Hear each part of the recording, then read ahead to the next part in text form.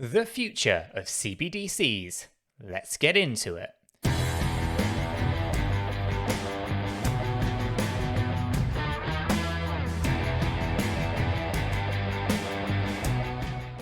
So, Chris, this is an interesting question. It's kind of all around, whether or not Ripple was really an option for CBDCs whilst being sued by the SEC. So, as we get into this, guys, if you find it useful and informative, hit that like button. We both really do appreciate it. And of course, if you happen to be new to the channel and you want to stay up to date with all the various different cryptocurrencies, hidden gems, and make money, then why not subscribe? By subscribing, you're going to be kept up to date with everything that we do here at Cheeky Crypto. It's free, you'll stay informed, so why not?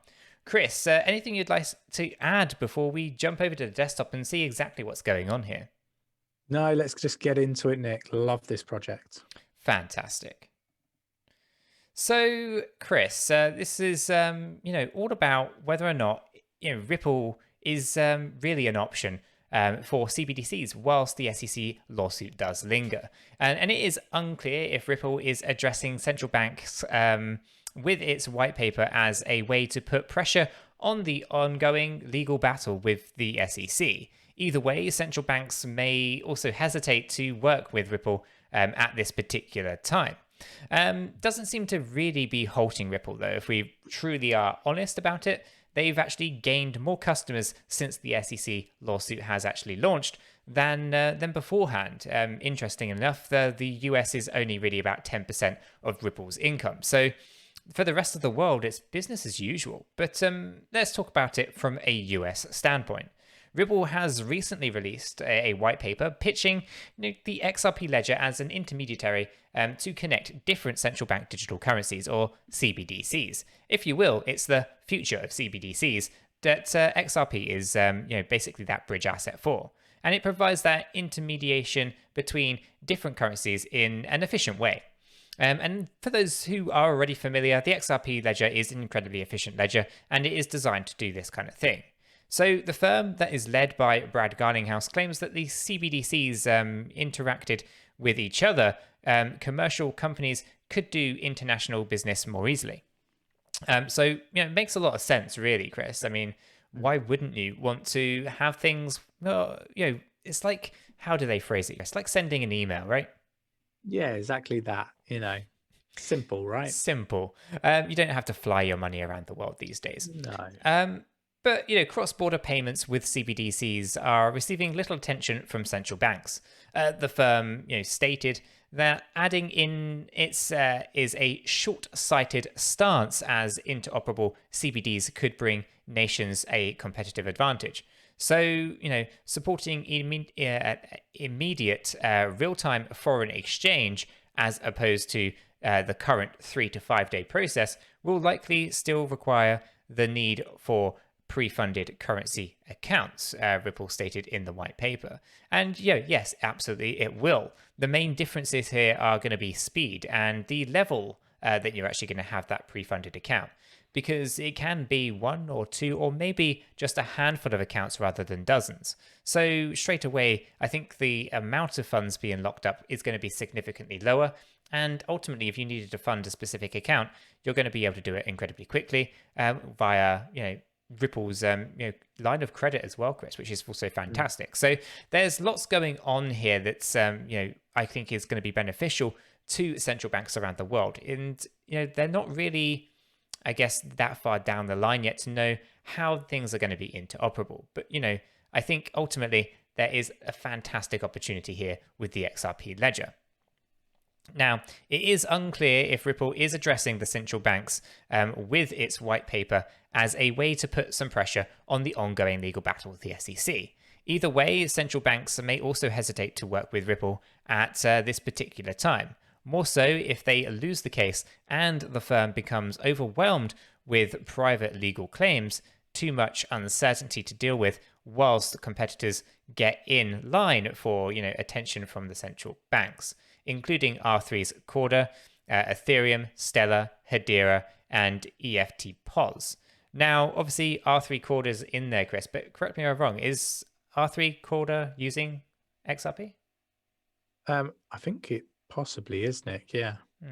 I don't think Ethereum is ever going to be in contention there. Let's face it, it's not in the question. That no one in their right mind wants to use Ethereum for transactions. You would be off your rocker there. Stellar absolutely could be considered a competitor, as could Hedera. And I'm not too familiar with EFT POS, Chris, but no doubt they probably have some good elements too. So yes, they are right there. There's definitely going to be elements of competition, and this lawsuit is definitely hindering Ripple from a US point of view. For the rest of the world, though, as I said before, they are gaining more customers than they did prior to the lawsuit actually landing. So lots to consider here.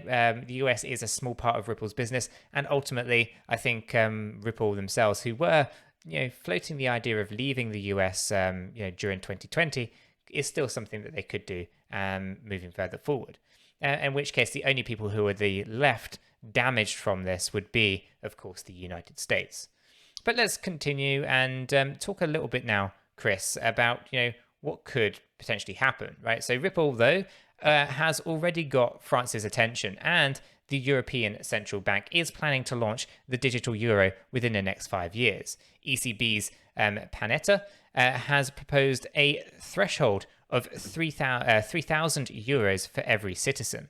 So the creator of the XRP ledger can still get around the legal issues and work with central banks by setting up a separate company or subsidiary.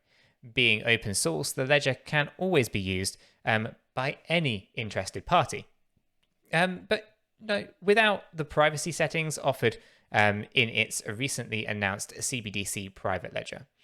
So things are definitely, interesting in this space, and I think it's going to evolve quite nicely for both Ripple, XRP Ledger, the XRP token, and ultimately these central bank digital currencies.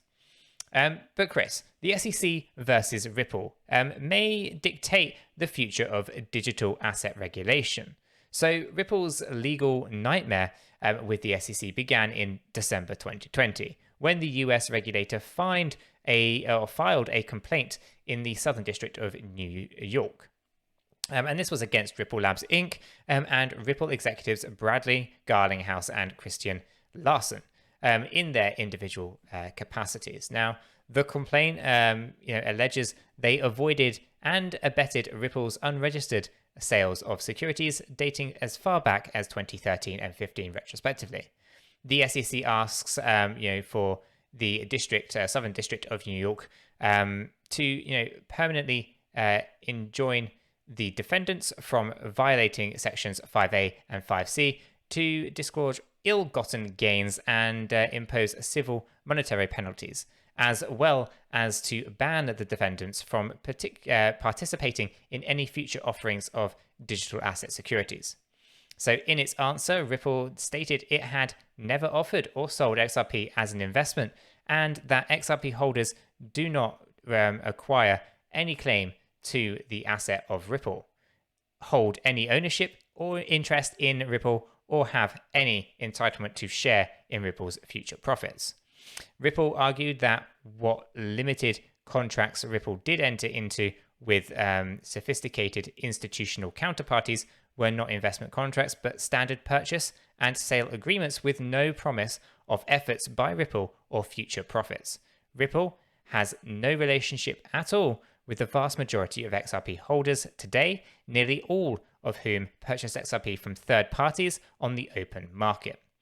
Ripple's concluded that the SEC's theory in the complaint would read the word contract out of investment contract and stretch beyond all sensible recognition the Supreme Court test for determining investment contracts in the SEC versus 𝗕𝗪𝗪𝗀𝗪𝗀, and that's the goes back to the 1946, right? So Ripple have never held an ICO, never offered future tokens to raise money, and has no contract with the vast majority of XRP holders.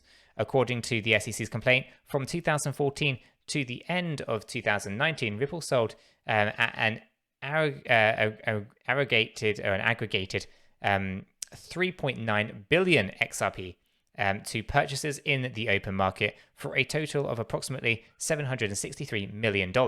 The complaint alleges that Gsardinghouse and Larsen personally profited from approximately $600 million. The complaint adds that Ripple sold further $624 million worth of XRP to institutions at discounted rates from 4% to 30% off the market price. Now, XRP is registered as an MSB with the FinCEN and has a BIT license from the New York district.